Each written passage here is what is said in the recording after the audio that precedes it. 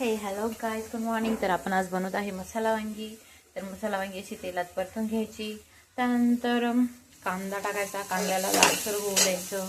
Okay, then खोबरं आणि शेंगदाणे काय दिसत आहे गरम भाजून घ्यायचे आणि त्याला मिक्सीमध्ये क्रश करायचं.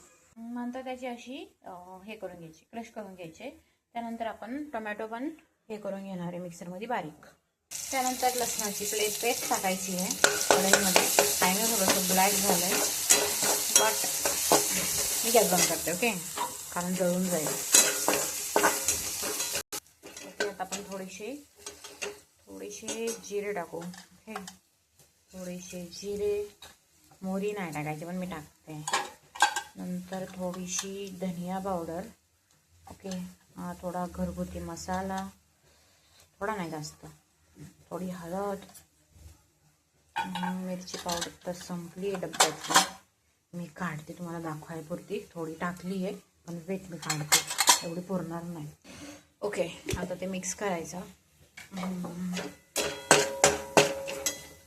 आणि नंतर आपण केलेली टोमॅटोची ग्रेव्ही टाकायची.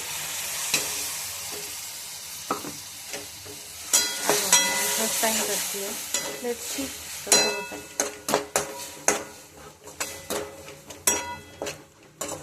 त्याला परतून घेऊ थोडंसं. ओके, मीठ राहिलं, मीठ टाकते.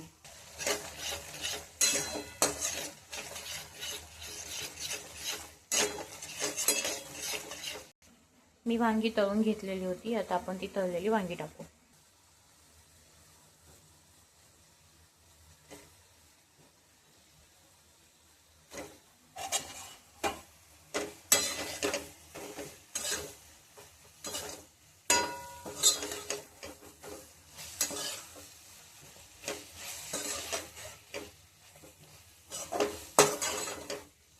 काय माहित कसं होणार आहे, नवरा खातो की शिव्या देतो माहित नाही. सॉरी.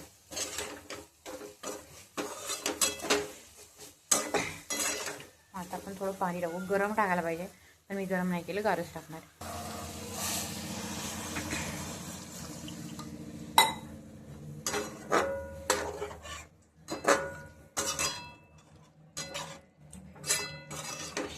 शेंगदाणा आणि खोबऱ्याचं कूट पण टाकून घेऊ थोडासा. पाहिजे तेवढंच टाकू. आता तर अशी झाली आहे, बघते नंतर कशी होती दाखवते बघा, वेट. ओके, तर भाजी अशी काही बनवून तयार झाली आहे आणि एकदम छान मस्त सुगंध बनत आहे. प्लीज तुम्ही ट्राय करा.